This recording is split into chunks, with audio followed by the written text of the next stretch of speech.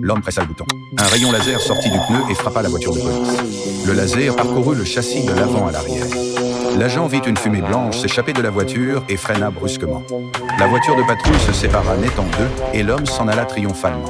L'agent avertit immédiatement ses coéquipiers d'installer des barrages routiers en avant pour arrêter l'homme. Il demeurait parfaitement calme. Il appuya encore sur le bouton. Dévoilant 2 mini lance-roquettes, il ajusta la visée. L'homme a de nouveau échappé à la police.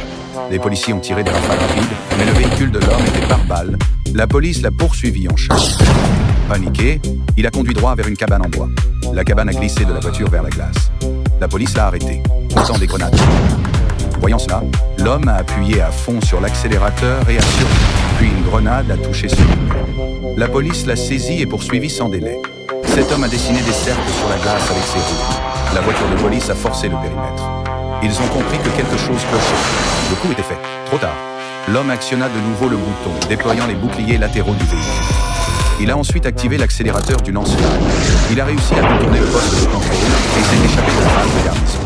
Cependant, l'homme luttait pour contrôler la vitesse du véhicule qui dérapait. Finalement, la voiture a percuté un banc de neige.